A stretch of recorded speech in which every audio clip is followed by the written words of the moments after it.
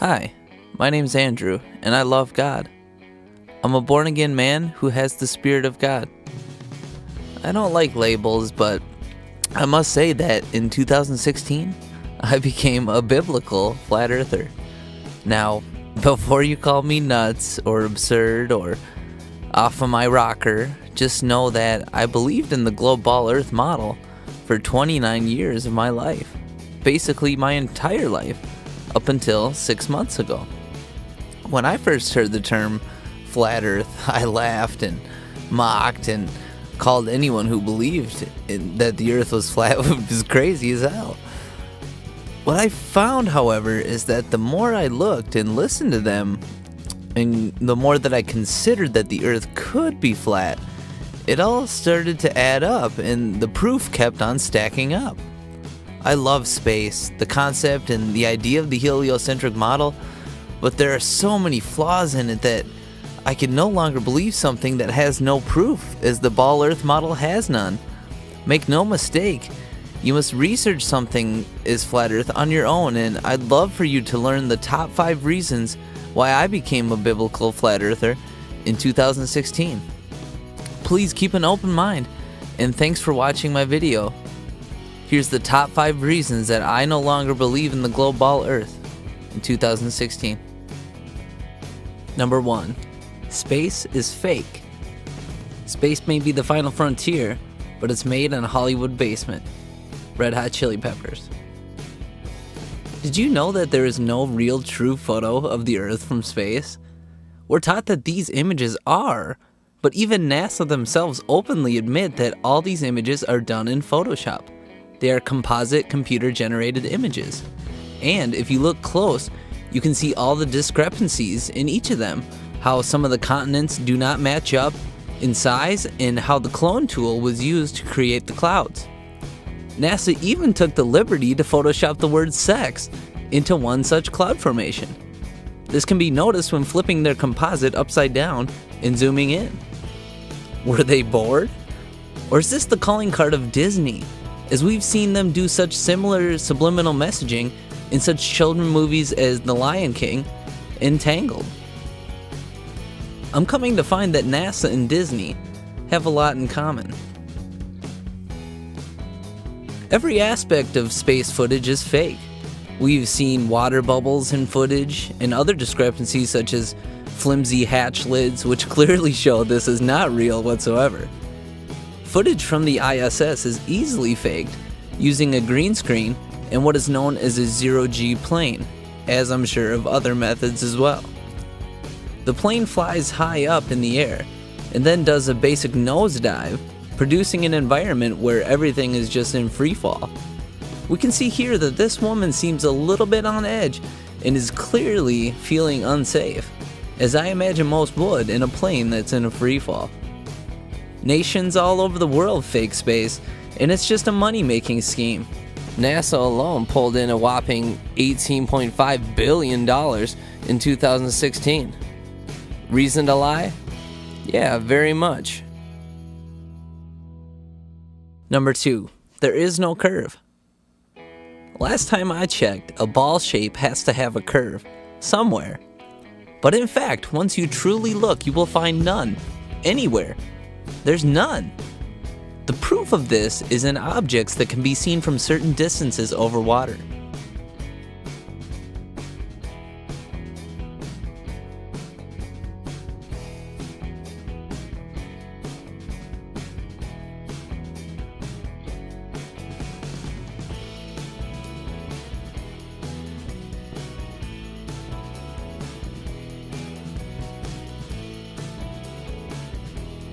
There are so many examples of this now, and certainly the lighthouse is one very great example. In his book, Proofs That the Earth is Not a Globe, Howard Hendry exposes this truth and gives us many good examples of so many lighthouses that should not be observable at certain distances and hidden behind an exact amount of curvature. The curve formula for the Earth is 8 inches per mile squared, and is nowhere to be found anywhere at all. I found a very detailed video called Flat Earth, A Mountain of Evidence, that gives one such example of lack of curvature where there should be some. This is a great video to watch, and I highly recommend that you do. Many people who are now waking up are out there trying to find the curve or prove the lack thereof. We've been consistent in finding that there is none, using simple tests over bodies of water where there should be an exact amount of curvature due to gravity's supposed force on the water, producing a curve. But we have found that there really is none at all. The only reason to doubt this fact is from false curvature that you've been shown in many aspects, and we must not forget the mass deception shown to us from evil corporations such as NASA and even our own public schooling systems, or as I like to call them, the indoctrination centers. The textbooks in our schools are written in favor of the elite. Before he left us, Michael Jackson tried to warn us all and tell us of this deception. Personally, the school system failed me miserably and did nothing to prepare me for the real world. Many people I know agree with this as well. I believe we are simply trained to become mindless worker bees for the favor of those in power and not to think on our own. They do not like that. Another place we see false curvature can be found from what's called a fisheye lens. As a photographer, I know personally how these lenses work, and they simply distort a straight line, such as the horizon. It's easy to tell the true nature of a straight line, say the horizon, when it is in the direct center of the frame. Number 3, no movement. Movement of the Earth, whether it is the 1,000-mile-per-hour spin, wobble on its axis, or the blindingly fast speeds it's going around the sun or moving through the Milky Way, they are never observed, felt, or even recorded ever in history. It's never been measured or have been found to move, and just speculated in theories. It's perfectly still, and we can prove this using science and repeatable experiments. The gyroscope is an instrument that will retain its rigidity in space and should appear to turn if the surface it is on is rotating, such as the Earth should. So in fact, if the Earth were spinning at all, we would notice this movement in the gyroscope. However, we can see that we observe no motion. We are perfectly still and going nowhere.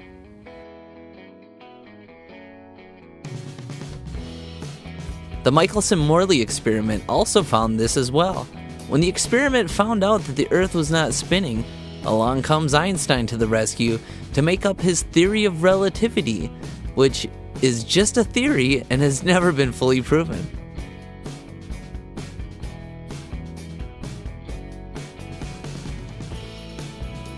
Airy's failure was an experiment that proved that the heavenly bodies are in motion, while we are not, using telescopes with water. Telescopes have to be very slightly tilted to get the starlight going down the axis of the tube because the Earth's speed around the sun. Airy filled the telescope with water that greatly slowed down the speed of the light inside the telescope and found that he did not have to change the angle of the telescope. This showed that the starlight was already coming in at the correct angle, so that no change was needed.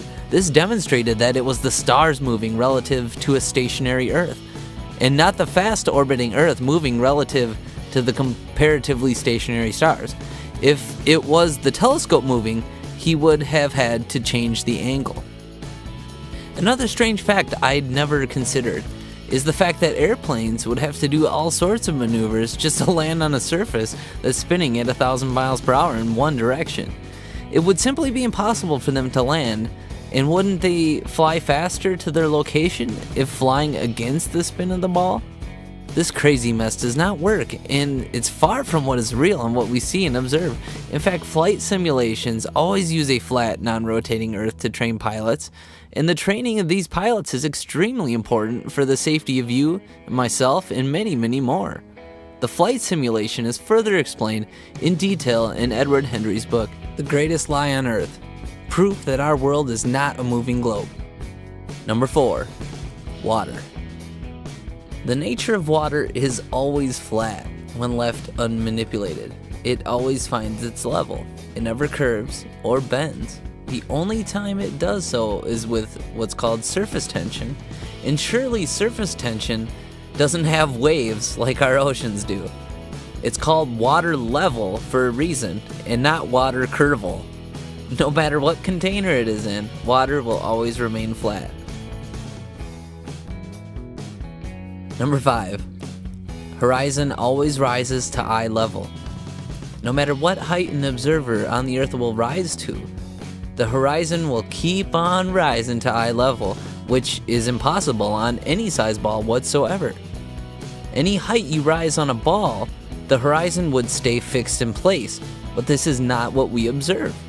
The horizon keeps on rising at any height, clearly indicating a flat plane we are on instead of a ball.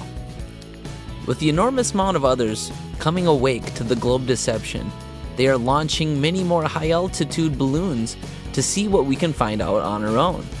We are finding that the sun is much closer, indicated with a hot spot underneath where it is, which is a clear indicator that is not 93 million miles away, as we're told. In fact, the number 93 really has a lot of Masonic ties and is simply a number found in Jewish gematria, which they love to use when fooling the masses.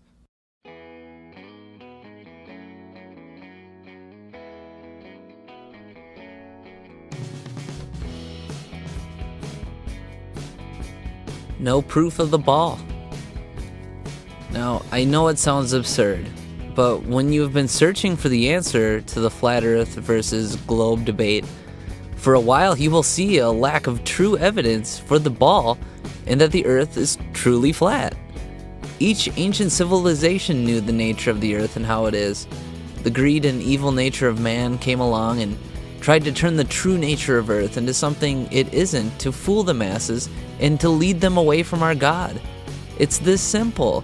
When you trace back the origin of the globe, there was truly no proof or evidence, just mathematics that could work out in favor of the model with the Earth orbiting the sun. The globe was pieced together over a course of many years, and many people had to work on it to get it to work correctly. And of course, it only worked with the theories fed to us by Newton and Einstein. Remember that they're just theories as well, and they've never been proven in any situation. Gravity doesn't actually make sense when you think about it, and a good example that it doesn't is in the following passage from Henry's book. Newton's theory of gravity is founded upon the premise that all objects are attracted to all other objects based upon their mass. Eric Dubé explains that this law of science has never been proven and cannot be observed. This magnetic-like attraction of massive objects gravity is purported to have can be found nowhere in the natural world. There is no example in nature of a massive sphere or any other shaped object by which its virtue of its mass alone causes smaller things to stick to it or orbit around it. There is nothing on Earth massive enough that it can be shown to cause even a dust bunny to stick to or orbit around it. Try spinning a wet tennis ball or any other spherical object with smaller things placed on its surface, and you will find that everything falls or flies off and nothing sticks to or orbits it. To claim the existence of a physical law without a single practical evidential example is hearsay and not science. Just remember that many of us are just now waking up and are asking questions ourselves. It's not what we've been taught, but what we can prove ourselves. Here's to the Great Awakening. God bless you all.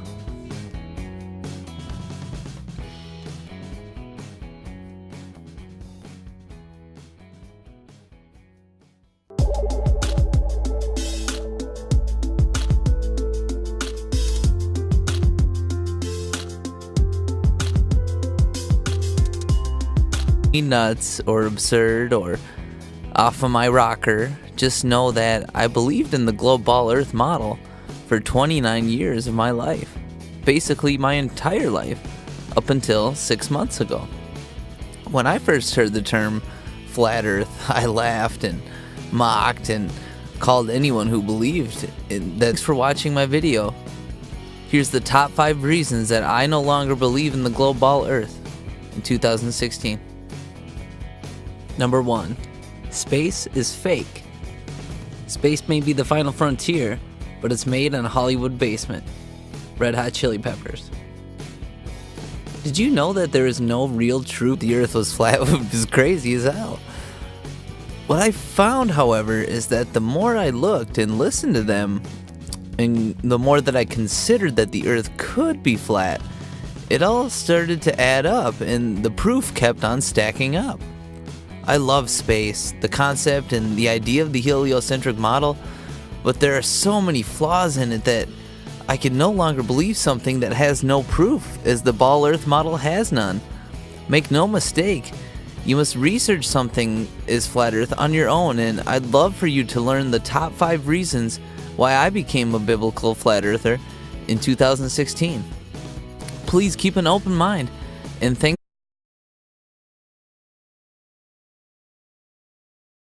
Hi, my name's Andrew, and I love God. I'm a born-again man who has the Spirit of God. I don't like labels, but I must say that in 2016, I became a biblical flat earther. Now, before you call me